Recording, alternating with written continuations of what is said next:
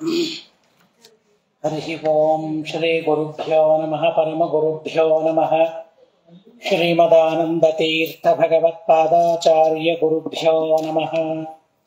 ನರಸಿಂಹಾಖಿಲಜ್ಞಾನಮತತ್ವಾಂತ ದಿವಾಕರಃ ಜಯತ್ಯಮಿತ ಸಜ್ಞಾನ ಸುಖಶಕ್ತಿಪಯೋನಿಧಿಃ ಕಲ್ಯಾಣಭೂತಗಾತ್ರಾಯ ಕಾಮಿತಾರ್ಥಪ್ರದಾಯಿನೇ ಶ್ರೀಮದ್ವೆಂಕಟನಾಥಾಯ ಶ್ರೀನಿವಾಸಾಯ ತೇ ನಮಃ.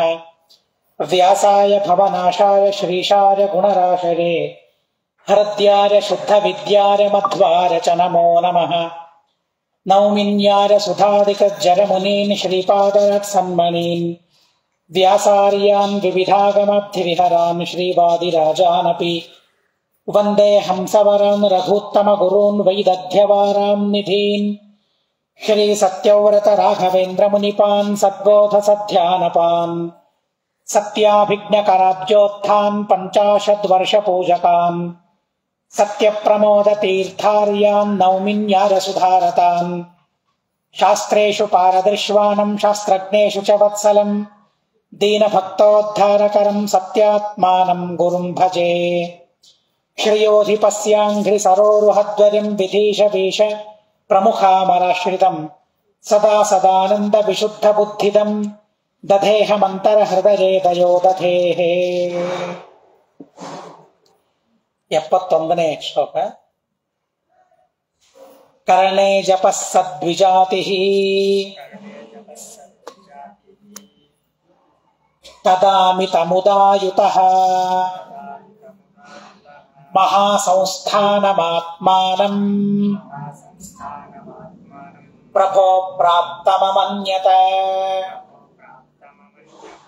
ಕರ್ಣೇ ಜಪಃ ಸದ್ವಿಜಾತಿಃ ತದಾಮಿತಮುದಾಯುತಃ ಮಹಾಸಂಸ್ಥಾನಮಾತ್ಮಾನಂ ಪ್ರಭೋ ಪ್ರಾಪ್ತಮಮನ್ಯತ. ಕರ್ಣೇ ಜಪಃ ಸಹ ದ್ವಿಜಾತಿಃ ತದಾ ಅಮಿತಮುದಾ ಯುತಃ ಮಹಾಸಂಸ್ಥಾನಂ ಆತ್ಮಾನಂ ಪ್ರಭೋ ಪ್ರಾಪ್ತಂ ಅಮನ್ಯತ. ಕ್ರಿಯಾಪದ ಅಮನ್ಯತ. ಕಿಂ ಅಮನ್ಯತ? ಪ್ರಾಪ್ತಂ ಅಮನ್ಯತ. ಕಿಂ ಪ್ರಾಪ್ತಂ ಅಮನ್ಯತ? ಮಹಾಸಂಸ್ಥಾನಂ. ಕಸ್ಮಾತ್? ಪ್ರಭೋಃ. ಕಂ? ಆತ್ಮಾನಂ. ಕಃ? ಸಹ. ಕಥಂ ಭೂತಃ? ದ್ವಿಜಾತಿಃ. ಪುನಃ ಕಥಂ ಭೂತಃ? ಕರ್ಣೇ ಜಪಃ. ಕದಾ? ಕಯಾ? ಅಲ್ಲ, ಪುನಃ ಕಥಂ ಭೂತಃ? ಅಲ್ಲ ಅಲ್ಲ, ಯುತಃ. ಕಯಾ ಯುತಃ? ಅಮಿತಮುದಾ ಯುತಃ. ಕರ್ಣೇ ಜಪಃ ಅಂದ್ರೆ ಕಿವಿಯಲ್ಲಿ ಮಾತಾಡೋದು ಅಂತ, ಗುಸುಗುಸು ಅಂತ ಮಾತಾಡ್ತಾ ಅಂತ ಹೇಳ್ತಾರಲ್ಲ, ಹಾಗೆ ಕಿವಿಯಲ್ಲಿ ಮಾತಾಡೋದು, ಸೂಚನೆ ಮಾಡೋದು. ಸೂಚಕನಾದ ಸಹ ದ್ವಿಜಾತಿ, ಆ ಬ್ರಾಹ್ಮಣನು ತದಾ ಪದಾರ್ಥಗಳನ್ನು ಅಪಹರಿಸುವ ಕಾಲದಲ್ಲಿ ಅಮಿತ ಮುದ ಅಪರಿಮಿತವಾದ ಸಂತೋಷದಿಂದ ಯುತಃ ಯುಕ್ತನಾಗಿ ಆತ್ಮಾನಂ ತನ್ನನ್ನು ಪ್ರಭೋಹೋ ಅದರ ಆ ರಾಮನಾಥಪುರಕ್ಕೆ ಒಡೆಯನಾದ ರಾಜನಿಂದ ಮಹಾಸಂಸ್ಥಾನಂ ಮಹಾಸಂಸ್ಥಾನವನ್ನು ಪ್ರಾಪ್ತಂ ಹೊಂದಿದವನಾಗಿ ಅಮನ್ಯತ ತಿಳಿದನು. ಬೇರೆಯವರಿಗೆ ಯಾರಿಗೂ ಗೊತ್ತಾಗಬಾರದು ಅಂತ ರಹಸ್ಯವಾಗಿ ಮಂತ್ರಣಗಳನ್ನ ಆಲೋಚನೆಗಳನ್ನ ಮಾಡ್ತಾ ಇದ್ದ ಆ ಬ್ರಾಹ್ಮಣ. ಹೀಗಾಗಿ ಆ ರಾಜನ ಸೇವಕರೆಲ್ಲ ಸತ್ಯಬೋಧರಿಂದ ಪದಾರ್ಥಗಳನ್ನು ಅಪಹರಣೆ ಮಾಡುವುದಕ್ಕಾಗಿ ಸನ್ನದ್ಧರಾಗಿದ್ದಾರೆ. ಆ ಸಂದರ್ಭದಲ್ಲಿ ಬಹಳ ಸಂತೋಷ ಆಯಿತು ಅವನಿಗೆ, ಬ್ರಾಹ್ಮಣನಿಗೆ.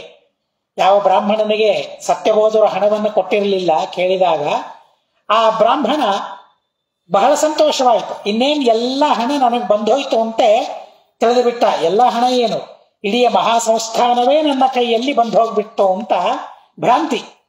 ರಾಜ ದೊಡ್ಡ ರಾಜ, ಹೀಗಾಗಿ ಎಲ್ಲ ಪದಾರ್ಥಗಳನ್ನು ಅವನು ಅಪಹಾರ ಮಾಡ್ತಾನೆ. ಮಾಡಿದ ಮೇಲೆ ನಮ್ಮಿಬ್ಬರಿಗೆ ಮಾತಾಗಿದೆ, ಹೀಗಾಗಿ ಆ ಮಹಾಸಂಸ್ಥಾನವನ್ನು ನನ್ನ ಕೈಗೆ ಒಪ್ಪಿಸಿ ಬಿಡ್ತಾನೆ. ಮಹಾಸಂಸ್ಥಾನವೆಲ್ಲ ನನ್ನ ಅಧೀನವಾಯಿತು ಅಂತ ಆ ಬ್ರಾಹ್ಮಣ ತಾನು ತಿಳಿದು ಬಿಟ್ಟ. ಸೋಪಿ ತಸ್ಮಾತ್ ಅಮೌಸ್ತಸ್ವಂ ರಿಕ್ತಾನಾಮಯುತಂ ಯುತಂ ಸ್ತಂಭೇರಮವರೇಣಾಥೋ ಪೇಯಿವಾಂಸಮಲಂತರಾಂ. ಸೋಪಿ ತಸ್ಮಾದಮೌಸ್ತಸ್ವಂ ರಿಕ್ತಾನಾಮಯುತಂ ಯುತಂ ಸ್ತಂಭೇರಮವರೇಣಾಥ ಉಪೇಯಿವಾಂಸಮಲಂತರಾಂ. ಸಹ ಅಪಿ ತಸ್ಮಾತ್ ಅಮೌಸ್ತ ಸ್ವಂ ರಿಕ್ತಾನಾಂ ಅಯುತಂ ಯುತಂ ಸ್ತಂಭೇರಮವರೇಣ ಅಥ ಉಪೇಯಿವಾಂಸಂ ಅಲಂತರಾಂ. ಕ್ರಿಯಾಪದ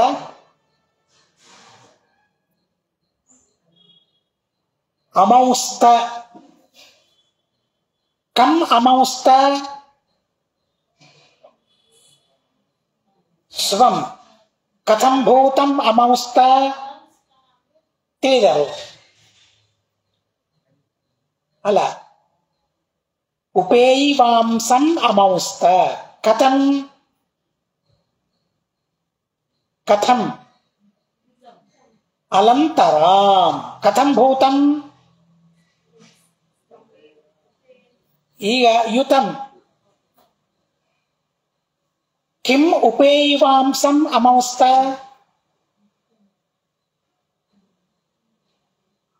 ಅಯುತಂ ಕೇಶಾಂ ಅಯುತಂ ರಿಕ್ತಾನಾಂ ಅಯುತಂ. ಪುನಃ ಕೇನ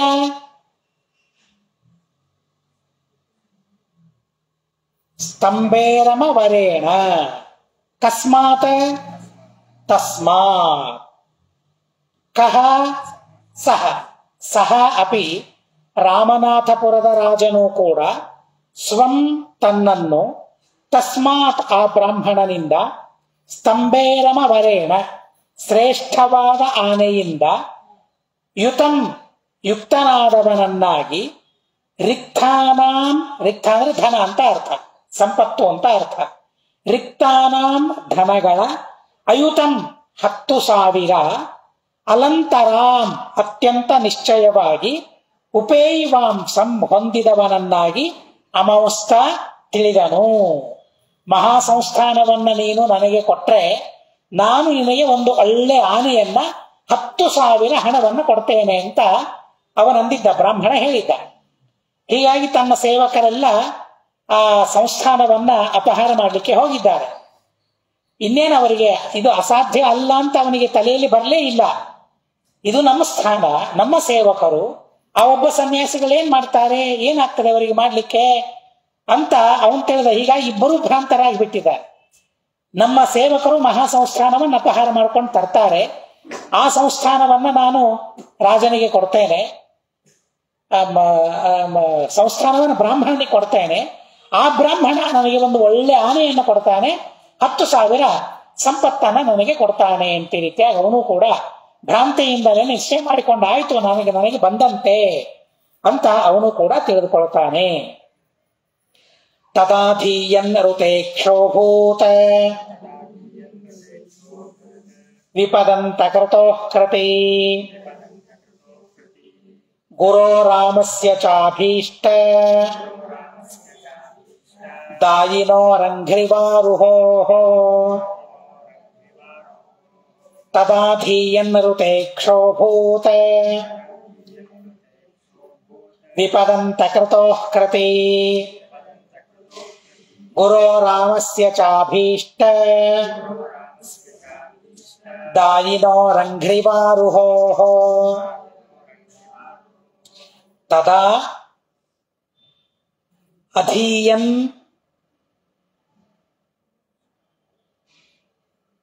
ಋತೇಕ್ಷಃ ಅಭೂತ ವಿಪದಂತ ಕೃತೋಃ ಕೃತಿ ಗುರೋಃ ರಾಮಸ್ಯ ಚ ಅಭೀಷ್ಟದಾಯಿನೋಃ ಅಂಘ್ರಿವಾರುಹೋಃ. ಅಭೂತ ಕಿಂ ಕುರ್ವನ್ ಅಭೂತ ಅಧೀಯನ್ ಅಭೂತ್. ಕಃ ಋತೇಕ್ಷಃ. ಕಥಂ ಭೂತಃ?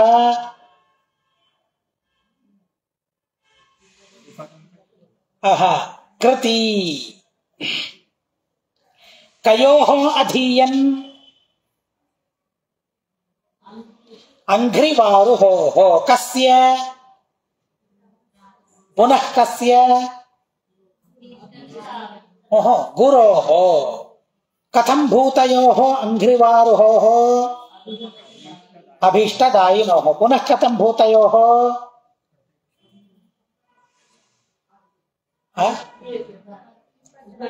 ವಿಪದಂತ ಕೃತೋಃ. ಕಥಂ ಆಯ್ತಲ್ಲ, ಕಥಂ ಭೂತಃ ಋತೇಕ್ಷಃ ಕೃತಿ. ಅದು ಆಯ್ತು.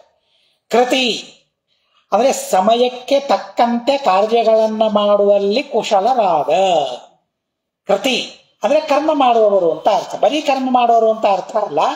ಯಾವ ಯಾವ ಕಾಲಕ್ಕೆ ಯಾವ ಯಾವ ಕಾರ್ಯವನ್ನ ಮಾಡಬೇಕು ಅನ್ನೋ ವಿವೇಕ ಕೌಶಲ್ಯ ಇದ್ದವರು ಅಂತ ಅರ್ಥ. ಸಮಯಕ್ಕೆ ಉಚಿತವಾದ ಯೋಗ್ಯವಾದ ಕಾರ್ಯಗಳನ್ನ ಮಾಡುವಲ್ಲಿ ಕುಶಲರಾದ. ಋತೇಕ್ಷಃ. ಋತ ಅಂದ್ರೆ ಏನು? ಸತ್ಯ. ಈಕ್ಷಾ ಅಂದ್ರೆ ಜ್ಞಾನ, ಬೋಧ. ಋತೇಕ್ಷ ಅಂದ್ರೆ ಸತ್ಯಬೋಧ. ಋತೇಕ್ಷಃ ಸತ್ಯಬೋಧ ತೀರ್ಥರು. ವಿಪದಂತ ಕೃತೋಃ. ಆಪತ್ತುಗಳನ್ನು ನಾಶ ಮಾಡುವ. ಅಂತಕೃತ್ ಅಂತ ಮಾಡುವ. ಯಾರನ್ನು? ವಿಪತ್. ಆಪತ್ತುಗಳನ್ನು ನಾಶ ಮಾಡುವ. ಅಭೀಷ್ಟದಾಯಿನೋಃ. ಇಷ್ಟಾರ್ಥವನ್ನು ದಾನ ಮಾಡುವ. ಗುರೋಃ ಸತ್ಯಪ್ರಿಯ ತೀರ್ಥರ. ರಾಮಸ್ಯ ರಾಮದೇವರ. ಅಂಘ್ರಿವಾರುಹೋಃ. ವಾರ್ ಅಂದ್ರೆ ನೀರು, ರುಹ ಅಂದ್ರೆ ಬೆಳೆದದ್ದು, ಕಮಲ ಜಲಜ. ಅಂಘ್ರಿವಾರುಹೋಃ ಪಾದ ಕಮಲಗಳ. ಅಧೀಯನ್ ಧ್ಯಾನ ಮಾಡುವವರು. ಅಭೂತ ಆದರು. ಆ ಸಂದರ್ಭದೊಳಗೆ ಅಂದ್ರೆ ಯಾವ ಯಾವಾಗ ಏನೇನು ಕೆಲಸ ಮಾಡಬೇಕು ಅಂತ ಅವ್ರಿಗೆ ಚೆನ್ನಾಗಿ ಗೊತ್ತು. ಇಂಥ ಆಪತ್ತು ಬಂದಿದೆ. ಆಪತ್ತು ಬಂದಾಗ ದೇವರ ಗುರುಗಳ ಪಾದ ಕಮಲಗಳನ್ನ ಯಾವ ರೀತಿಯಾಗಿ ಸ್ಮರಣೆ ಮಾಡಿಕೊಳ್ಳಬೇಕು. ನಮಗೆ ಇಷ್ಟವಾದ ವಿಷಯಗಳು ಸಿದ್ಧ ಆಗಬೇಕಾದ್ರೆ ಯಾವ ರೀತಿಯಾಗಿ ಸ್ಮರಣೆ ಮಾಡಿಕೊಳ್ಳಬೇಕು, ಯಾವ ಗುಣಗಳನ್ನ ಚಿಂತನೆ ಮಾಡಿಕೊಳ್ಳಬೇಕು ಅಂತ ಅವರಿಗೆ ಗೊತ್ತು, ಸತ್ಯಬೋಧ ತೀರ್ಥರಿಗೆ. ಹೀಗಾಗಿ ಅಂಘ್ರಿವಾರುಹದ ಧ್ಯಾನವನ್ನು ಮಾಡಿದರು. ಪಾದಕಮಲಗಳ ಧ್ಯಾನವನ್ನು ಮಾಡಿದರು. ಯಾರ? ಗುರುಗಳ ಮತ್ತು ಉಪಾಸ್ಯ ಮೂರ್ತಿಯ ಪಾದಕಮಲಗಳ ಧ್ಯಾನವನ್ನು ಮಾಡ್ತಾ ಇದ್ದಾರೆ. ಆ ರಾಮನ ಗುರುಗಳ ಪಾದಕಮಲಗಳು ಹೇಗಿವೆ ಅಂತಂದ್ರೆ ಎಲ್ಲ ಆಪತ್ತುಗಳನ್ನು ನಾಶ ಮಾಡ್ತವೆ, ಎಲ್ಲ ಅಭೀಷ್ಟಗಳನ್ನು ಪೂರ್ಣ ಮಾಡ್ತವೆ. ಈಗಾಗಬೇಕಾದದ್ದೇನೋ ಅದೇ ಅಲ್ವಾ? ಆಪತ್ತು ನಾಶವಾಗಬೇಕು. ಮತ್ತೆ ಇದು ಶ್ರೀಮಠದ ಸಂಪತ್ತು. ಇದು ಆ ಸಂಪತ್ತಿಗೆ ಯಾವುದೇ ರೀತಿಯಾದ ತೊಂದರೆ ಆಗಬಾರದು ಅನ್ನೋದಕ್ಕಾಗಿ ಎಲ್ಲ ಅಭೀಷ್ಟಗಳು ನೆರವೇರಬೇಕು ಅನ್ನೋದಕ್ಕಾಗಿ ಆ ಗುಣಗಳು ಆ ಗುರುಗಳ ಮತ್ತು ಉಪಾಸ್ಯ ಮೂರ್ತಿಯಾದ ರಾಮನ ಪಾದಕಮಲಗಳಿಗೆ ಇವೆ ಅಂತನ್ನೋ ಚಿಂತನೆಯನ್ನ ಸತ್ಯಬೋಧ ತೀರ್ಥ ಶ್ರೀಪಾದಂಗಳವರು ಮಾಡಿದರು. ಮಾಸತ್ರಯಂ ತೃತ್ತಮಾಂಗ ಸ್ಥಾನೀಯಂ ಯೋಭಿತೋ ಭವತ ವೇಷ್ಟಯಿತ್ವಾ ವರೂಥಿನ್ಯ ಸಾರ್ವಭೌಮ ಪ್ರಭೂತಯ. ಮಾಸತ್ರಯಂ ತೃತ್ತಮಾಂಗ ಸ್ಥಾನೀಯಂ ಯೋಭಿತೋ ಭವತ ವೇಷ್ಟಯಿತ್ವಾ ವರೂಥಿನ್ಯ ಸಾರ್ವಭೌಮ ಪ್ರಭೂತಯ. ಮಾಸತ್ರಯಂ ತೃತ್ತಮಾಂಗಸ್ಥಾನೀಯಂ ಯಃ ಅಭಿತಃ ಅಭವತ ವೇಷ್ಟಯಿತ್ವಾ ವರೂಥಿನ್ಯ ಸಾರ್ವಭೌಮ ಪ್ರಭೂತಯ. ಅಭವತ ಕಿಂ ಕೃತ್ವಾ ಅಭವತ? ವೇಷ್ಟಯಿತ್ವಾ ಅಭವತ. ಕುತಃ? ಅಭಿತಃ. ಕಿಂ ಅಭಿತಃ?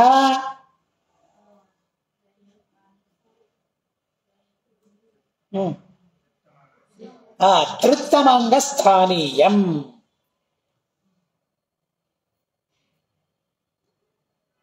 ಕಂ ಕಾಲಂ ಅವಧೀಕೃತ್ಯ? ಮಾಸತ್ರಯಂ. ಕಃ?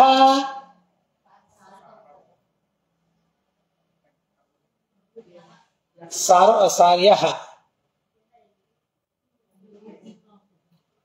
ಕಥಂ ಭೂತಃ ಸಹ ಸಾರ್ವಭೌಮಃ ಕಯಾ ವರೂಥಿನ್ಯ ಕಥಂ ಭೂತಯ ವರೂಥಿನ್ಯ ಪ್ರಭೂತಯ.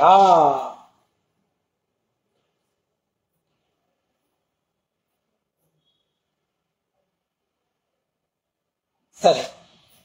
ಸಾರ್ವಭೌಮಃ ಸಮಸ್ತ ಭೂಮಿಗೆ ಒಡೆಯನಾದ ಆ ರಾಜನು, ಪ್ರಭೂತಯ ಮಹತ್ತಾದ ಬಹಳವಾದ, ವರೂಥಿನ್ಯ ಸೈನ್ಯದಿಂದ, ವರೂಥಿನಿ ಅಂದ್ರೆ ಸೈನ್ಯ ಅಂತ ಅರ್ಥ, ಸೇನಾ.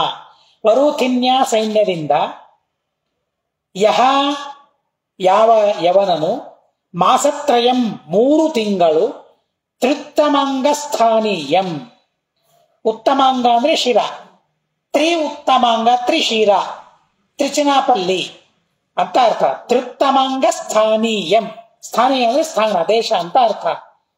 ತ್ರಿಶಿರ ಪಲ್ಲಿ ಅಂದ್ರೆ ತ್ರಿಚನಾಪಲ್ಲಿಯನ್ನು ಅಭಿತಃ ಸುತ್ತಲೂ ವೇಷ್ಟಯಿತ್ವ ಅಭವತ ಆಕ್ರಮಿಸಿದನು. ಆ ರಾಜ ನಾನೇ ಒಡೆಯ ಅಂತ ತಿಳಿದಿದ್ದ, ಎಲ್ಲ ಭೂಮಿಗೆ ನಾನು ಒಡೆಯನಾಗಬೇಕು ಅಂತ ಆಲೋಚನೆ ಮಾಡಿ ಎಲ್ಲ ರಾಜ್ಯಗಳನ್ನ ಗೆಲ್ತಾ ಬಂದಿದ್ದ. ಅಂಥ ದುಷ್ಟನಾದ ರಾಜ ಕಾಲಯವನಂತೆ ಇದ್ದವನು ಅಂತ ಮುಂದೆ ವಿಶೇಷಣ ಕೊಡ್ತಾರೆ. ಅಂತಹ ತುರುಷ್ಕ ರಾಜ 3 ತಿಂಗಳ ತನಕ ಆ ತ್ರಿಚನಾಪಲ್ಲಿ ಏನಿದೆಯಲ್ಲ ಅದನ್ನ ಸುತ್ತಲೂ ಆಕ್ರಮಿಸ್ತಾನೆ. ಒಳಗೆ ಹೋಗ್ಲಿಕ್ಕಾಗೋದಿಲ್ಲ, ಅದನ್ನು ಬಿಟ್ಟು ಹೋಗ್ಲಿಕ್ಕೆ ಅವನು ಸಿದ್ಧನಿಲ್ಲ. ಏನಾದ್ರೂ ಮಾಡಿ ಈ ರಾಜ್ಯವನ್ನು ನಾನು ಗೆಲ್ಲಬೇಕು ಅಂತ ಹೇಳಿ ಆ ರಾಜ್ಯ ತ್ರಿಚನಾಪಲ್ಲಿ ರಾಜ್ಯದ ಸುತ್ತಲೂ ತಾನು ವೇಷ್ಟನ ಮಾಡಿ ಸುತ್ತುವರೆದು, ಆ ರಾಜ್ಯದ ಸುತ್ತುವರೆದು ಅವನು ನಿಲ್ತಾನೆ.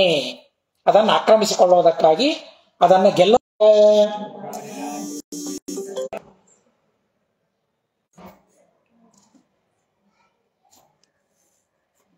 ತಸ್ಮಿನ್ ಪರಾಜಿತಾನ್ಯಸ್ಮಿನ್ ಸರ್ವದುರ್ಗಮ ದುರ್ಗಗೆ ಮುರಾರಿರಾಜಿಶ್ರೀ ಸತ್ಯ ವರ್ಯಾನುಗ್ರಹ ಭಾಜಿ ಸಹ. ತಸ್ಮಿನ್ ಪರಾಜಿತಾನ್ಯಸ್ಮಿನ್ ಸರ್ವದುರ್ಗಮ ದುರ್ಗಗೆ ಯವನಃ ಕಾಲ ಯವನ ಸದೃಶೋ ಚಿಂತಯತ್ತದ ಯಾತ್ ಕಥಮಯಂ ಮೇತಿ ಶರಣಂ ಮರಣಂ ವಿನಾ. ಯವನಃ ಕಾಲ ಯವನ ಸದೃಶೋ ಚಿಂತಯತ್ತದ ಯಾತ್ ಕಥಮಯಂ ಮೇತಿ ಶರಣಂ ಮರಣಂ ವಿನಾ. 2 ಶ್ಲೋಕ ಸೇರಿ ಒಂದೇ ಅನ್ವಯ ಇಲ್ಲಿ.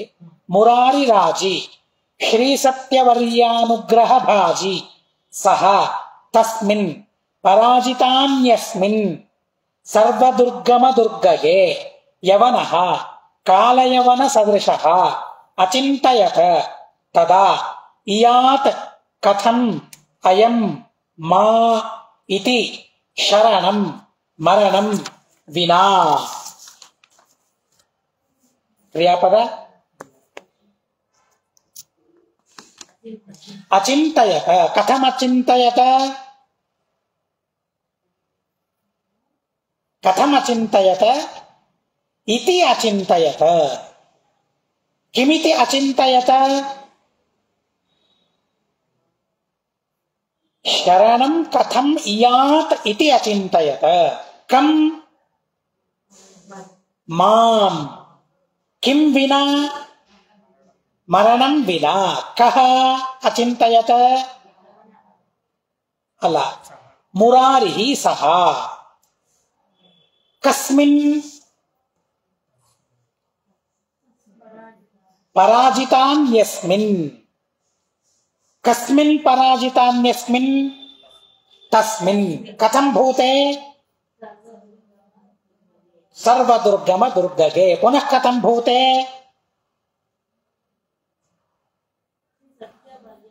ಸತ್ಯವರ್ಯಾನುಗ್ರಹ ಭಾಜಿ. ಪುನಃ ಕಥಂ ಭೂತೆ ಮುರಾರಿ ರಾಜಿ. ಕದಾ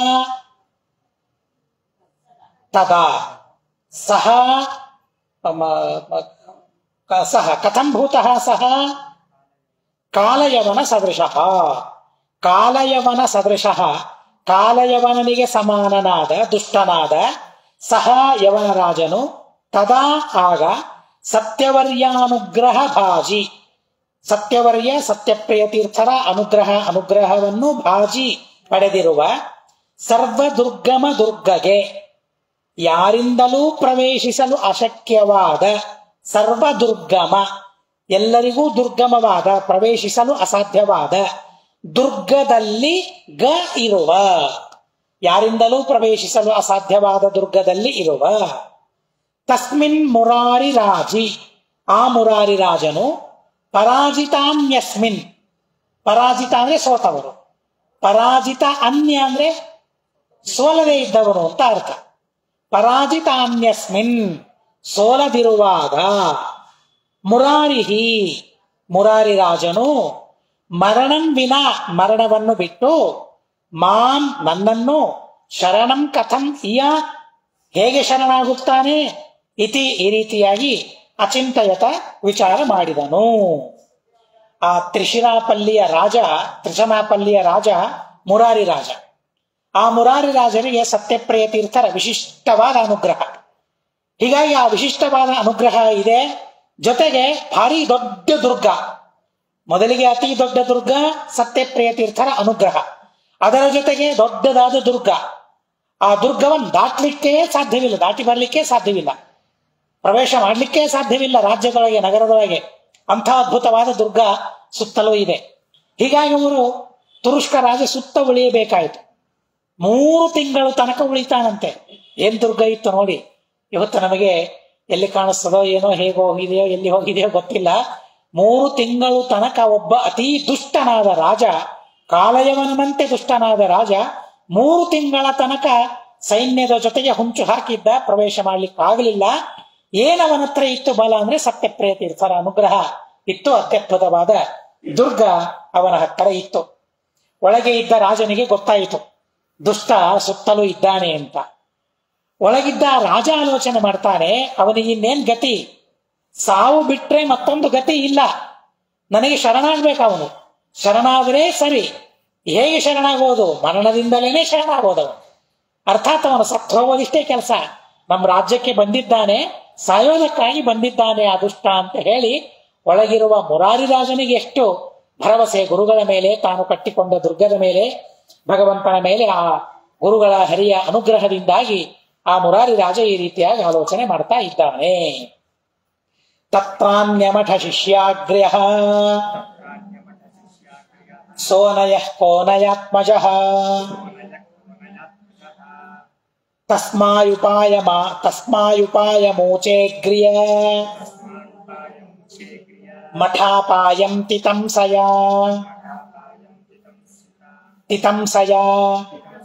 ತತ್ರಾನ್ಯಮಠ ಶಿಷ್ಯಾಗ್ರ್ಯ ಸೋನಯ ಕೋನಯಾತ್ಮಜ ತಸ್ಮಾಯುಪಾಯ ಮೋಚೇಗ್ರ್ಯ ಮಠಾಪಾಯಂ ತಿತಂಸಯ ತತ್ರ ಅನ್ಯಮಠ ಶಿಷ್ಯಾಗ್ರ್ಯ ಸಹ ಅನಯಃ ಕೋನಯಾತ್ಮಜಃ ತಸ್ಮೈ ಉಪಾಯಂ ಊಚೆ ಅಗ್ರ್ಯ ಮಠಾಪಾಯಂ ತಿತಂಸಯ. ಅಲ್ಲ, ಊಚೆ ಅಂತ ಅದನ ಅಲ್ಲ, ತಿತಂಸಯನೇ ಸರಿ. ಈ ಪುಸ್ತಕ ಇದೆ.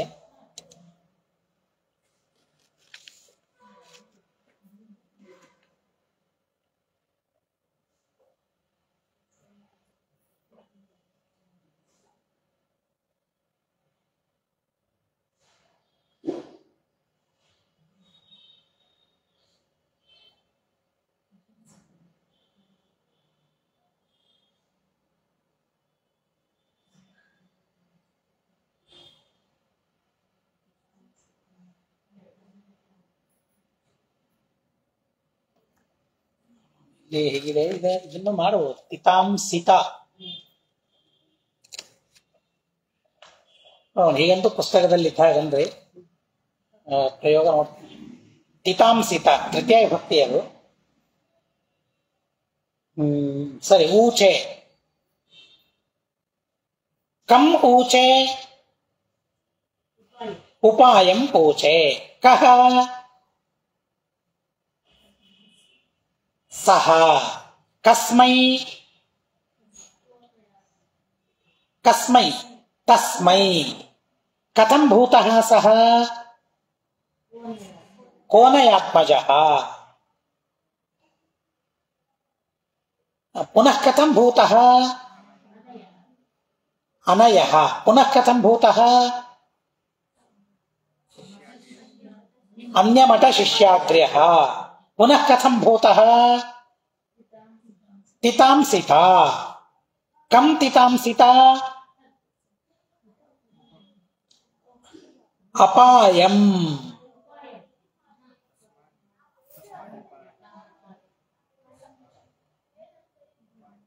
ಅಲ್ಲ, ಅದು ಮುಂದೆ ಉಪಾಯಂ ಊಚೆ ಅಲ್ಲಿ ಹೇಳಬೇಕು. ಅದು ಊಚೆ ಆದ್ಮೇಲೆ ಕಿಂ ಊಚೆ ಉಪಾಯಂ ಊಚೆ.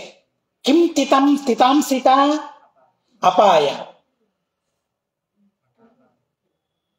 ಮಠಾಪಾಯಂ. ಅಗ್ರ್ಯ ಮಠಾಪಾಯಂ. ಕುತ್ರ ತತ್ರ. ತತ್ರ ಆ ಕಾಲದಲ್ಲಿ ಅನ್ಯಮಠ ಶಿಷ್ಯಾಗ್ರ್ಯ ಮತ್ತೊಬ್ಬ ವ್ಯಕ್ತಿಯು ಅನಯಃ ಅನ್ಯಾಯ ಬಯಸುವವನಾಗಿ ಅಗ್ರ್ಯ ಮಠಾಪಾಯಂ ಶ್ರೇಷ್ಠವಾದ ಸತ್ಯಬೋಧ ಮಠಕ್ಕೆ, ಅವಾಗ ಸತ್ಯಬೋಧ ಮಠ ಅಂತ ಹೆಸರಿತ್ತು ಅಂತ ಹೇಳ್ತಾರೆ. ಸತ್ಯಬೋಧ ಮಠಕ್ಕೆ ವ್ಯಾಖ್ಯಾನದಲ್ಲಿ ಹಾಗೆ ಇದೆ. ಅಪಾಯಂ ಅಪಾಯವನ್ನು ತಿತಂಸಿತ ಮಾಡಬೇಕೆಂದು ಬಯಸಿದವನಾಗಿ ಕೋನಯಾತ್ಮಜಃ ಕೋನಯ ಪುತ್ರನಾದ ಸಹ ಆ ವ್ಯಕ್ತಿಯು ತಸ್ಮೈ ಮ್ಲೇಚ್ಛರಾಜನಿಗೆ ಉಪಾಯಂ ಮುರಾರಿರಾಜನನ್ನು ಸ್ವಾಧೀನ ಮಾಡಿಕೊಳ್ಳುವ ಉಪಾಯವನ್ನು ಊಚೆ ಹೇಳಿದನು. ಆ ಸಂದರ್ಭದಲ್ಲಿ ಮತ್ತೊಬ್ಬ ವ್ಯಕ್ತಿ ಆಲೋಚನೆ ಮಾಡ್ತಾನೆ, ಶ್ರೀಮಠಕ್ಕೆ ಅಪಾಯ ಮಾಡಬೇಕು ಅಂತ ಅವನ ತಲೆಯಲ್ಲಿ ಆಲೋಚನೆ. ಅವರಿಗೆ ಏನಾಗಿತ್ತೋ ಗೊತ್ತಿಲ್ಲ, ಅಂತೂ ಈ ತರಹದ ವಿರೋಧಗಳು ಯಾವಾಗಲೂ ಎಲ್ಲಾ ಕಾಲದಲ್ಲಿಯೂ ಇದ್ದೇವೆ. ಈ ತರಹದ ವಿರೋಧಗಳು ಇವಾಗ ಆವಾಗ ಅಂತ ಏನಿಲ್ಲ. ಶ್ರೀಮದಾಚಾರ್ಯ ಇದ್ದಾಗಲಿಂದಲೂ ವಿರೋಧಗಳಿವೆ. ಕೃಷ್ಣನಿಗೂ ವಿರೋಧಗಳಿವೆ, ರಾಮನಿಗೂ ವಿರೋಧಗಳಿವೆ, ಯಾರಿಗೂ ವಿರೋಧಗಳಿಲ್ಲ, ಎಲ್ರಿಗೂ ವಿರೋಧಗಳಿವೆ. ದೇವರನ್ನು ರುದ್ರದೇವರೇ ವಿರೋಧ ಮಾಡಿದರು ಅಂತ ಕೇಳ್ತೇವೆ. ಹೀಗಾಗಿ ಆ ವಿರೋಧ ಬಂದ ಮಾತ್ರಕ್ಕೆ ಯಾರನ್ನು ಸಣ್ಣವರು ಅಂತಾಗಲಿ, ಕ್ಷುದ್ರರು ಅಂತಾಗಲಿ, ಕ್ಷುಲ್ಲಕರು ಅಂತಾಗಲಿ ಸರ್ವಥಾ ಆಲೋಚನೆ ಮಾಡುವ ಕಾರಣ ಇಲ್ಲ. ಯಾಕೆಂದ್ರೆ ಶ್ರೀಮದಾಚಾರ್ಯ ದುರ್ಯೋಧನಾದಿಗಳು ಅವರ ಸ್ವರೂಪ ಏನು ತಿಳಿಸಿಕೊಟ್ಟಿದ್ದಾರೆ. ಹೀಗಾಗಿ ಅವರ ಬಗ್ಗೆ ನಾವು ಯಾವ ಸಂದೇಹ ಪಡುವುದಿಲ್ಲ. ಧೂರ್ತ ದುಷ್ಟ ಅಂತ ನಿರ್ಧಾರ ಮಾಡಿಬಿಡ್ತೇವೆ. ಆದ್ರೆ ಇವರದ್ದೆಲ್ಲ ನಿರ್ಧಾರ ಏನು, ಸ್ವರೂಪ ನಿರ್ಧಾರ ನಮಗಿದೆಯಾ? ಏನೂ ಇಲ್ಲ. ಆದ್ದರಿಂದಾಗಿ ಏನೋ ಅಪಚಾರ ಮಾಡಿದ್ದಾರೆ, ವಿರೋಧ ಮಾಡಿದ್ದಾರೆ ಎಂಬ ಮಾತ್ರಕ್ಕೆ ಅವರು ದುಷ್ಟರಂತೆ ಯಾಕೆ ನಿರ್ಧಾರ ಮಾಡ್ಕೊಳ್ಬೇಕು? ತಂದೆ ತಾಯಿಗಳಿಗೆ ಮಕ್ಕಳು ವಿರೋಧ ಮಾಡ್ತಾರೆ, ತಂದೆ ತಾಯಿಗಳು ಮಕ್ಕಳ ವಿರೋಧ ಮಾಡ್ತಾರೆ, ಏನ್ ದುಷ್ಟರು ಅಂತ ತಿಳಿಬೇಕಾ? ಏನಿಲ್ಲ, ಏನೋ ಒಂದು ಪ್ರಸಂಗ ಅಷ್ಟೇ. ಪ್ರಾರಬ್ಧ ಪ್ರಸಂಗಗಳು ಅವೇ ಅದಕ್ಕೆಲ್ಲ ಮೂಲ ಕಾರಣ. ಹೀಗಾಗಿ ಶ್ರೀಮಠಕ್ಕೆ ವಿರೋಧ ಮಾಡಬೇಕು ಅಂತ ಆ ವ್ಯಕ್ತಿ ಬಯಸ್ತಾನೆ. ಬಯಸಿ ಆ ತುರುಷ್ಕರಾಜನ ಹತ್ರ ಅವನು ಹೋಗ್ತಾನೆ. ಹೋಗಿ ಮುರಾರಿರಾಜನನ್ನ ಗೆಲ್ಲಬೇಕು ಅಂತ ನೀನು ಬಂದಿದ್ದಿ, ಆದ್ರೆ ಇಷ್ಟು ಸುಲಭವಾಗಿ ಗೆಲ್ಲಿಕ್ಕಾಗೋದಿಲ್ಲ, ಉಪಾಯವಿಲ್ಲದೆ ಗೆಲ್ಲೋದು ಸಾಧ್ಯವಿಲ್ಲ. ಆದ್ದರಿಂದ ಆ ರಾಜನನ್ನ ಗೆಲ್ಲಬೇಕಾದ್ರೆ ನೀನೊಂದು ಉಪಾಯವನ್ನ ಅನುಷ್ಠಾನ ಮಾಡಬೇಕು. ಆ ಉಪಾಯ ಏನು ಅಂತ ಆ ಬ್ರಾಹ್ಮಣ ಆ ತುರುಷ್ಕರಾಜನಿಗೆ ಹೇಳಿದ ಅಂತ ಅನ್ನೋದನ್ನು ತಿಳಿಸ್ತಾರೆ. ಹೀಗೇನೆ ಪರಕೀಯರು ಭಾರತ ದೇಶದ ಮೇಲೆ ಆಕ್ರಮಣ ಮಾಡಿದ್ದೇ ಒಳಗಿನ ಶತ್ರುಗಳಿಂದ, ಹೊರಗಿನವರಿಂದ ಅಲ್ಲೇ ಇಲ್ಲ. ನಮ್ಮಲ್ಲಿದ್ದವರೇ ರಹಸ್ಯವನ್ನ ಹೇಳಿದಾಗ ಅವರ ಆಕ್ರಮಣ ಮಾಡ್ಲಿಕ್ಕೆ ಆಗ್ತದೆ, ಇಲ್ಲೇ ಹೋದ್ರೆ ಆಗೋದಿಲ್ಲ. ಆದರೆ ಈ ಯವನರಾಜ ಒಳ್ಳೆಯವನಿದ್ದ ಅಂತ ಹೇಳ್ತಾರೆ. ಮುಂದೆ ಒಳ್ಳೆಯವನಿದ್ದ, ಬಹಳ ಪಶ್ಚಾತ್ತಾಪ ಅವನಿಗಾಯಿತು ಅಂತ ಅನ್ನೋದನ್ನ ಮುಂದೆ ತಿಳಿಸ್ತಾರೆ. ನಾನು ಮಾಡಿದ್ದು ತಪ್ಪಾಯಿತು, ಅಪರಾಧವಾಯಿತು ಅಂತ ಅವರೆಲ್ಲರೂ ಹೇಳಿದರು ಅಂತ ಅನ್ನೋದನ್ನ ಹೇಳ್ತಾರೆ. ಏನೋ ಆ ಕ್ಷಣ ಕಾಲ ಅಷ್ಟೇ, ಆ ಕ್ಷಣ ಕಾಲಕ್ಕೆ ವಶರಾಗಿ ಆ ರೀತಿಯಾದ ವಿರೋಧವನ್ನು ಅವರು ಮಾಡಿದರು. ಮಠಕ್ಕೆ ಅಪಾಯವಾಗಬೇಕು ಅಂತ ಆಲೋಚನೆ ಮಾಡಿದರು, ಆದ್ರೆ ಯಾವ ಅಪಾಯವಾಗಲಿಲ್ಲ. ಎಷ್ಟು ಉಪಾಯ ಮಾಡಿದ್ರು ಅಪಾಯವಾಗಲಿಲ್ಲ. ಆದ್ರೆ ಏನು ಉಪಾಯ ಹೇಳಿದ ಅಂತ ಅನ್ನೋದನ್ನ ಮುಂದಿನ 2 ಶ್ಲೋಕಗಳಲ್ಲಿ ಹೇಳ್ತಾರೆ. ತ್ವರಕಾಣಾಮಧಿಪತೆ ಅತ್ವರಕಾಧಿಪತೆ ರಿಪೋಃ ಮುರಾರಿರಾಜಸ್ಯ ಗುರು ರಾಮನಾಥ ಪುರೇಧುನಾ. ತ್ವರಕಾಣಾಮಧಿಪತೆ ಅತ್ವರಕಾಧಿಪತೆ ರಿಪೋಃ ಮುರಾರಿರಾಜಸ್ಯ ಗುರು ರಾಮನಾಥಪುರೇಧುನಾ ಸಮಸ್ತವರ್ಣಶಾಸ್ತಾಸ್ತಿ ಪ್ರಶಸ್ತಾನೇಕವಸ್ತುಭಿಃ ಸ್ವಕೀಯೈಃ ಪರಕೀಯೈಶ್ಚ ಮೂಲ್ಯಾಮೂಲ್ಯಯುತೈರ್ಯುತಃ ಸಮಸ್ತವರ್ಣಶಾಸ್ತಾಸ್ತಿ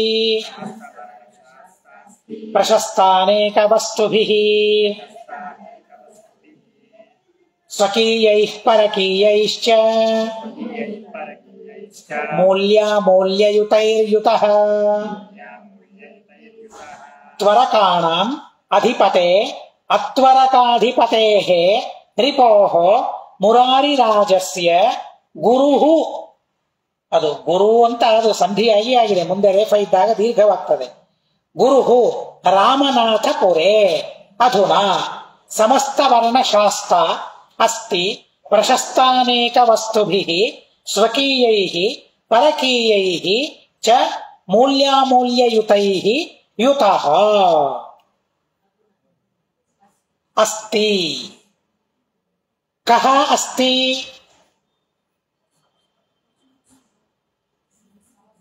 ಗುರುಃ ಅಸ್ತಿ. ಕಥಂ ಭೂತಃ ಗುರುಃ?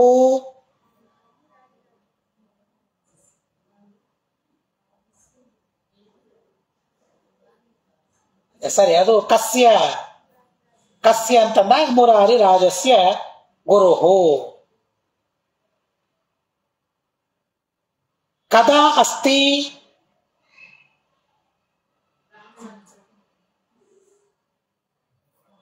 ಅಧುನಾ. ಕಸ್ಮಿನ್? ರಾಮನಾಥಪುರೇ. ಕಥಂ ಭೂತಃ ಅಸ್ತಿ? ಯುತಃ ಅಸ್ತಿ. ಕೈಃ ಯುತಃ ಅಸ್ತಿ? ಮೂಲ್ಯಾಮೂಲ್ಯಯುತೈಃ. ಕಥಂ ಭೂತೈಃ? ಪುನಃ ಕಥಂ ಭೂತೈಃ? ಕಥಂ ಭೂತಃ ಗುರುಃ? ಸಮಸ್ತವರ್ಣಶಾಸ್ತ್ರ. ಕಸ್ಯ? ಈಗ ಮುರಾರಿ ರಾಜಸ್ಯ. ಕಥಂ ಭೂತಸ್ಯ? ಅತ್ವರಕಾಧಿಪತೇಃ. ಪುನಃ ಕಥಂ ಭೂತಸ್ಯ? ರಿಪೋಃ. ಕಸ್ಯ ರಿಪೋಃ? ತೇ ರಿಪೋಃ. ಅಧೀಪ ಸಂಬೋಧನೆ ಮಾಡ್ತಾರೆ. ಕೇಶಾಂ ಅಧೀಪ? ತ್ವರಕಾಣಾಂ. ತ್ವರಕಾಣಾಂ ಅಂದ್ರೆ ತುರುಷ್ಕರಿಗೆ, ಯವನರಿಗೆ. ಅಧಿಪ ಸ್ವಾಮಿಯಾದವನೇ. ತೇ ನಿಂದ. ರಿಪೋಃ ಶತ್ರುವಾದ. ಅತ್ವರಕಾಧಿಪತೇಃ ತುರುಷ್ಕರಲ್ಲದ ಮಹಾರಾಷ್ಟ್ರ ಪ್ರಜರಿಗೆ ಅಧಿಪತಿಯಾದ ನೀನು ತ್ವರಕಾಧಿಪತಿ. ಮುರಾರಿ ರಾಜ ಅತ್ವರಕಾಧಿಪತಿ. ತ್ವರಕರಿಂದ ಭಿನ್ನರು, ಯವನರಿಂದ ಭಿನ್ನರು. ಅವರು ಯಾರು? ಮಹಾರಾಷ್ಟ್ರದವರು, ಅವರಿಗೆ ಅಧಿಪತಿಯಾದವನು ಅಂತ ಅರ್ಥ. ತುರುಷ್ಕರಲ್ಲದ ಮಹಾರಾಷ್ಟ್ರ ಪ್ರಜರಿಗೆ ಅಧಿಪತಿಯಾದ ಮುರಾರಿ ರಾಜಸ್ಯ, ಮುರಾರಿ ರಾಜನ ಸಮಸ್ತ ವರ್ಣಶಾಸ್ತ್ರ, ಬ್ರಾಹ್ಮಣ, ಕ್ಷತ್ರಿಯ, ವೈಶ್ಯ, ಶೂದ್ರ ಎಂಬ 4 ವರ್ಣದವರಿಗೆ ಶಾಸಕರಾದ ಗುರುಹು ಗುರುಗಳಾದ ಸತ್ಯಬೋಧ ತೀರ್ಥರು. ಸ್ವಕೀಯೈಃ ತಮ್ಮ, ಪರಕೀಯೈಃ ಪರಕೀಯರ, ಮೂಲ್ಯಾಮೂಲ್ಯಯುತೈಃ ಮೂಲ್ಯವಾದ ಅಮೂಲ್ಯವಾದ ವಸ್ತುಗಳಿಂದ ಯುತಃ ಯುಕ್ತರಾಗಿ ಅಧುನಾ ಈಗ ರಾಮನಾಥಪುರೇ ರಾಮನಾಥಪುರದಲ್ಲಿ ಅಸ್ತಿ ಇದ್ದಾರೆ. ಸಂಬೋಧನೆ ಮಾಡಿ ಹೇಳ್ತಾರೆ. ತುರುಷ್ಕರಿಗೆ ಅಧಿಪತಿ ನೀನು, ಆದರೆ ಸಮಸ್ತ ಮಹಾರಾಷ್ಟ್ರ ಪ್ರಜರಿಗೆ ಅಧಿಪತಿ ಮುರಾರಿ ರಾಜ. ಆ ಮುರಾರಿ ರಾಜರ ಗುರುಗಳೊಬ್ಬರಿದ್ದಾರೆ, ಸತ್ಯಬೋಧ ತೀರ್ಥರು ಅವರಿಗೆ ಗುರುಗಳು. ಅವರು ಬರೀ ಅವರಿಗೆ ಮಾತ್ರ ಅಲ್ಲ, ಎಲ್ಲ ವರ್ಣದವರಿಗೂ ಶಾಸಕರು. ಬ್ರಾಹ್ಮಣರು ಯಾವ ಧರ್ಮಗಳನ್ನು ಮಾಡ್ಬೇಕು, ಕ್ಷತ್ರಿಯರು ಹೇಗಿರ್ಬೇಕು, ವೈಶ್ಯರು ಹೇಗಿರ್ಬೇಕು, ಶೂದ್ರರು ಹೇಗಿರ್ಬೇಕು, ಎಲ್ಲರ ಧರ್ಮಕ್ಕೂ ಶಾಸಕರಂತೆ ಅವರು. ಎಂಥ ವಿಶೇಷಣ ಕೊಡ್ತಾರೆ ನೋಡಿ. ಕೇವಲ ಬ್ರಾಹ್ಮಣರಿಗೆ ಮಾತ್ರ ಅಲ್ಲ, ಕೇವಲ ಬ್ರಾಹ್ಮಣರಿಗೆ ಮಾತ್ರ ಅಲ್ಲ, ಇವತ್ತಿಗೂ ಅನೇಕ ಶೂದ್ರರು ಮಹಾಸ್ವಾಮಿಗಳು ಹೇಳಿದ ಧರ್ಮಗಳನ್ನ ಪಾಲನೆ ಮಾಡ್ತಾರೆ. ಅನೇಕರಿದ್ದಾರೆ. ಅದರಲ್ಲಿ ಒಬ್ಬ ವ್ಯಕ್ತಿ ನನಗೆ ಬಹಳ ಪರಿಚಯ. ವಿಶಾಖಪಟ್ಟಣ ಅಲ್ಲ, ಮಚಲಿಪಟ್ಟಣಂ ಅಲ್ಲಿ ಆ ವ್ಯಕ್ತಿ ಇದ್ದಾನೆ, ಮುಖತಃ ಭೇಟಿಯಾಗ್ತಾನೆ. ಬೆಂಗಳೂರಿಗೆ ಬಂದಾಗ ನನ್ನನ್ನು ಭೇಟಿಯಾಗಿಯೇ ಹೋಗ್ತಾನೆ. ಅವನು ಗುರುಗಳ ಸ್ಮರಣೆ ಮಾಡಿ ಬರ್ತಾನೆ, ಬಂದು ಭೇಟಿಯಾಗಿ ಹೋಗ್ತಾನೆ. ಅವನಿಗೆ ನಮ್ಮ ಗುರುಗಳ ಮೇಲೆ ಎಷ್ಟು ವಿಶ್ವಾಸ, ಸ್ವಾಮಿಗಳ ಮೇಲೆ ಎಷ್ಟು ವಿಶ್ವಾಸ ಅಂತ ಅಂದ್ರೆ ಸುಮ್ಮನೆ ನೆನಪಾಯ್ತು ಅಂತ ಅನ್ನೋದಕ್ಕ ಗುರುಗಳ ಸ್ಮರಣೆ ಮಾಡಲೇಬೇಕು. ಅವನ ಮಗನಿಗೆ 12 ವರ್ಷ ಆಯಿತು ಹುಟ್ಟಿದಾಗಿನಿಂದ, ಅರ್ಥಾತ್ 11ನೇ ದಿವಸದಿಂದ ಅವನಿಗೆ 12 ವರ್ಷಗಳ ತನಕ ಪ್ರತಿನಿತ್ಯ ಗೋಪಿಚಂದನ ಹಚ್ಚಿದ್ದಾನಂತ. ಅದಕ್ಕೆ ಒಂದು ಉತ್ಸವ ಮಾಡಿದ್ದಾನೆ ಅವನು. 12 ವರ್ಷ ತಪ್ಪದೇ ಗೋಪಿಚಂದನ ಹಚ್ಚಿದ್ದೇನೆ ಅಂತ ಅನ್ನೋದಕ್ಕಾಗಿ ಅದೊಂದು ಪುಷ್ಕರ ಕಾಲ ಅಂತ ಅವರು ಅಲ್ಲಿ ಒಂದು ಪದ್ಧತಿ. 12 ವರ್ಷ ಅಂದ್ರೆ ಒಂದು ಪುಷ್ಕರ ಕಾಲ ಅಂತ. ಹೀಗಾಗಿ ಅಷ್ಟು ದಿವಸ ನಾನು ಹಚ್ಚಿದ್ದೇನೆ, ಹೀಗಾಗಿ ನೀವು ಬರಲೇಬೇಕು, ಬಂದು ಗೋಪಿಚಂದನದ ಬಗ್ಗೆ ಮಹಿಮೆಯನ್ನು ಹೇಳಬೇಕು ಅಂತ ಕರೆದಿದ್ದ. ಹೀಗಾಗಿ ಸ್ವಾಮಿಗಳಿಗೆ ಹೇಳಿದೆ, ಅವಶ್ಯವಾಗಿ ಹೋಗ್ಲೇಬೇಕಪ್ಪ, ಒಳ್ಳೆಯವನು ಅಂತ ಹೇಳಿದ್ರು. ಹೋಗಿದ್ದೆ. ಹೋದಾಗ ನಮ್ಮ ಗುರುಗಳ ಬಗ್ಗೆ ಒಂದು ಮಹಿಮೆಯನ್ನು ಹೇಳಿದ. ಅವನು ಗೋಶಾಲೆಯನ್ನು ಇಟ್ಕೊಂಡಿದ್ದಾನೆ, ಮಧ್ವಾಚಾರ್ಯ ಗೋವಿಜ್ಞಾನ ಕೇಂದ್ರ ಅಂತ ಅದಕ್ಕೆ ಹೆಸರಿಟ್ಟಿದ್ದಾನೆ. ನಿಮಗೆ ಒಂದ್ಸಲ ಕುಂಕುಮ ಕೊಟ್ಟಿದ್ದೆ ಅವನು ಮಾಡಿದ್ದು ಅಂತ. ಅವನೇ ಮಾಡಿದ್ದು, ಅದನ್ನು ಮಾಡ್ತಾನೆ, ಎಲ್ಲ ಮಾಡ್ತಾನೆ. ಮಧ್ವಾಚಾರ್ಯ ಗೋವಿಜ್ಞಾನ ಕೇಂದ್ರ ಅಂತ ಇಟ್ಕೊಂಡಿದ್ದಾನೆ. ಅವನು ಸಾಫ್ಟ್ವೇರ್ ಇಂಜಿನಿಯರ್, ಮೊದಲಿಗೆ ಇಲ್ಲೇ ಬೆಂಗಳೂರಲ್ಲೇ ಓದಿದ್ದಾನೆ. ಅವನ ಪ್ರಾರಬ್ಧ ಏನು ಅಂದ್ರೆ, ಓದ್ಬೇಕಾದ್ರೆ ಅವನ ಜೊತೆಗೆ ಒಬ್ಬ ಬ್ರಾಹ್ಮಣ ಇದ್ದಂತೆ, ಬೆಳಗಾವದವನು ಅಂತ ಅವನು ಹೇಳಿದ, ಹೆಸರು ಹೇಳಿದ. ಅವನ ಸಂಪರ್ಕದೊಳಗೆ ಮಧ್ವಾಚಾರ್ಯ ಚರಿತ್ರೆ, ಜೀವನ, ದ್ವೈತ ಮತ ಇವು ಇದೇ ಚರ್ಚೆ ಅಂತೆ ಅವನಿಗೆ, ಬೇರೆ ಏನೂ ಇಲ್ವೇ ಇಲ್ವಂತೆ. ಅದನ್ನೆಲ್ಲ ನೋಡಿ ನಾನು ಯಾಕೆ ಈ ಕೆಲಸ ಮಾಡಬೇಕು ಅಂತ ಆ ಕೆಲಸ ಬಿಟ್ಟು ಗೋಸೇವೆ ಮಾಡೋದಕ್ಕಾಗಿ ನಿಂತಿದ್ದಾನೆ. ಅವನಿಗೆ ಬೇರೆ ಏನೂ ಕೆಲಸ ಇಲ್ಲ. ಈಗ ಸಾಫ್ಟ್ವೇರ್ ಇಂಜಿನಿಯರ್ ಕೆಲಸ ಬಿಟ್ಟು ಇದೇ ಕೆಲಸಕ್ಕೆ ನಿಂತಿದ್ದಾನೆ. ಅವನು ಅವನ ತಮ್ಮ ಇಬ್ರು, ಅವರ ಹೆಂಡತಿ ಇಬ್ರು, ಎಲ್ಲರೂ ಈ ಕೆಲಸ ಮಾಡ್ತಾ ಇದ್ದಾರೆ ಮನೆಯಲ್ಲಿ. ಎಲ್ಲರೂ ಅವನಿಗೆ ಸಹಕಾರ. ಬಹಳ ವಿಚಿತ್ರ ಇದೆ, ಅವನ ಕುಟುಂಬನೇ ಬಹಳ ವಿಚಿತ್ರ ಇದೆ. ಅವನು ಹೇಳಿದ, ನಮಗೂ ಬಹಳ ವಿಚಿತ್ರ ಅನ್ನಿಸ್ತು. ಸ್ವಾಮಿ, ನಾವೆಲ್ಲ ಶೂದ್ರಲ್ಲ, ಹೀಗಾಗಿ ಮೊದಲಿಗೆ ಮಾಂಸ ತಿಂತಾ ಇದ್ವಿ, ನನ್ನ ಹೆಂಡತಿ ಮಾಂಸ ತಿಂತಾ ಇದ್ದು. ಆದ್ರೆ ನಾನು ಹೇಳಿದ ಮೇಲೆ ಬಿಟ್ಬಿಟ್ಲು ಆಕೆ, ಮಾಂಸ ತಿನ್ನೋದು ಬಿಟ್ಬಿಟ್ಲು. ನಾನು ಏನ್ ಹೇಳ್ತೀನಿ, ವ್ರತ ಮಾಡ್ತಾಳೆ, ಚಾತುರ್ಮಾಸ ವ್ರತ ಮಾಡ್ತಾರೆ, ನಿಯಮ ಉಪವಾಸ ಎಲ್ಲ ಮಾಡ್ತಾರೆ, ವಿಷ್ಣು ಪಂಚಕ, ಏಕಾದಶಿ ಎಲ್ಲ ಮಾಡ್ತಾರೆ. ಅವಾಗ ಹೋದಾಗ ಅವನೊಂದು ಘಟನೆ ಹೇಳಿದ. ಕರೋನಾ ಕಾಲದಲ್ಲಿ ಯಾವ ವ್ಯಾಪಾರ ಇಲ್ಲ, ಏನೂ ಇಲ್ಲ, ಅವನಿಗೆ ವ್ಯಾಪಾರ ಇಲ್ಲ, ಬಹಳ ಸಮಸ್ಯೆ ಆಗಿತ್ತು. ಒಂದ್ಸಲ ಸ್ವಾಮಿಗಳು ಆಚೆ ಹೋಗಿದ್ರಂತೆ ಆ ಕಡೆಗೆ.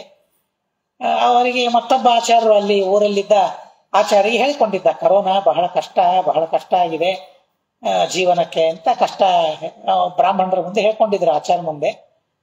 ಆದರೆ ಕರ್ಮಧರ್ಮ ಸಂಯೋಗ ಸ್ವಾಮಿಗಳು ಬಂದಾಗ ಆ ಆಚಾರ್ಯರು ಸ್ವಾಮಿಗಳ ಮುಂದೆ ಹೇಳಿದ್ರಂತೆ, ಸ್ವಾಮಿ ಮತ್ತೆ ಇವರಿಗೆ ಹೀಗೆ ಬಹಳ ಸಮಸ್ಯೆ ಆಗಿದೆ ಅಂತಂದಾಗ ಸ್ವಾಮಿಗಳು ₹1 ಕೊಟ್ಟರಂತೆ ಅವರಿಗೆ. ₹1 ಕೊಟ್ಟರು. ಆದ್ರೆ ನಾವು ಕೊಡಬಾರದು ಸ್ವಾಮಿಗಳು, ಆದ್ರೂ ನನಗೆ ಕೊಟ್ಟರು. ಅದನ್ನ ಖರ್ಚು ಮಾಡಿಲ್ಲ. ಅದನ್ನ ಅವರ ಫೋಟೋ ಹಾಕಿ ಆ ಫೋಟೋದ ಮುಂದೆ ಆ ₹1 ಇಟ್ಕೊಂಡು ನಾನು ವ್ಯಾಪಾರ ಶುರು ಮಾಡಿದೆ. ನನಗೆ ಮೊದಲಿಗೆ 2 ಲಕ್ಷ ತಿಂಗಳಿಗೆ ಬರ್ತಾ ಇದ್ರೆ ಅದು 10 ಲಕ್ಷ ಆಯ್ತು ಒಂದು ತಿಂಗಳಿಗೆ. ಯಾವಾಗ ಅದಿಟ್ಟು ನಾನು ವ್ಯಾಪಾರ ಮಾಡಿದೆ, 10 ಲಕ್ಷ ನನಗೆ ತಿಂಗಳಿಗೆ ಬರ್ಲಿಕ್ಕೆ ಶುರುವಾಯಿತು. ಇಷ್ಟೆಲ್ಲ ಜನ ಕೆಲಸ ಮಾಡೋರಿದ್ದಾರೆ, 20-30 ಜನ ಕೆಲಸ ಮಾಡೋರಿದ್ದಾರೆ ಗೋವಿಜ್ಞಾನ ಕೇಂದ್ರದಲ್ಲಿ. ತೋರಿಸಿದ, ನಮಗೆ ಆಶ್ಚರ್ಯವಾಯ್ತು. ನಾವು ಇಷ್ಟು ವಿಶ್ವಾಸ ಮಾಡ್ತೇವೋ ಇಲ್ಲೋ ಗೊತ್ತಿಲ್ಲ, ನೀಂತ ಮಾಡ್ತೀಯಪ್ಪ ಅಂತ ಹೇಳಿದೆ. ವಿಶೇಷ ಅವನ ಸಂಪರ್ಕವನ್ನು ಇಟ್ಕೊಂಡಿದ್ದೇನೆ, ಅವಾಗ ಫೋನ್ ಮಾಡ್ತೇನೆ, ಅವನು ಫೋನ್ ಮಾಡ್ತಾನೆ. ನಮ್ಮ ಸ್ವಾಮಿಗಳ ಶಿಷ್ಯ, ನಮ್ಮ ಸ್ವಾಮಿಗಳ ಭಕ್ತ, ಅವ್ರ ಜೊತೆಗೆ ನಾವು ಇರಬೇಕು ಅಂತ ಆವಾಗ ಮಾತಾಡ್ತಾ ಇರ್ತೇನೆ. ಇಲ್ಲಿ ನೋಡಿ ನೆನಪಾಯ್ತು ನನಗೆ, ಸರ್ವವರ್ಣ ಶಾಸ್ತ್ರ ಅಂತ ಹೇಳಿದ್ರಲ್ಲ, ಏನು ಶಾಸನೆ ಮಾಡ್ತಾರೆ, ಎಲ್ಲಿದ್ದು ಶಾಸನೆ ಮಾಡ್ತಾರೆ, ವಿಚಿತ್ರ. ಸ್ವಾಮಿಗಳು ಅಷ್ಟೇ ವಾತ್ಸಲ್ಯ ಅವನ ಮೇಲೆ. ಹೈದರಾಬಾದು ಅಲ್ಲಿ ಸುಧಾಮಂಗಳ ಇತ್ತು. ಎಲ್ಲ ನಮ್ಮ ಸ್ವಾಮಿಗಳ ಮಹಿಮೆಯನ್ನ ಹೇಳೋದಷ್ಟೇ. ಸ್ವಾಮಿಗಳು ಪದ್ಮನಾಭಾಚಾರ್ಯರು ಅಲ್ಲಿ ಸುಧಾಮಂಗಳ ಮಾಡ್ತಾ ಇದ್ರು ಹೈದರಾಬಾದಲ್ಲಿ. ಮಾಡ್ತಾ ಇರ್ಬೇಕಾದ್ರೆ ಅವನು ಬಂದಿದ್ದ.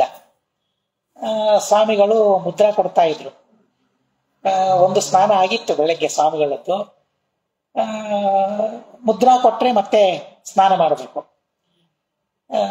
ಅವರು ಆಚಾರ, ಅವನಿಗೆ ಬೇಕಾದ ಆಚಾರ ಅವರು ಬಂದು ನನಗೆ ಕೇಳಿದ್ರು, ಹೀಗೆ ಮತ್ತೆ ಸ್ವಾಮಿಗಳು ಮುದ್ರಾ ಕೊಡಬಹುದಾ ಅಂತ ಕೇಳಿದ್ರು. ಅವಶ್ಯವಾಗಿ ಕೊಡ್ತಾರೆ, ಕೇಳೋಣ ಸ್ವಾಮಿಗಳಿಗೆ ಕೇಳೋಣ, ಆಮೇಲೆ ಯಾವಾಗಂತೂ ಆವಾಗ.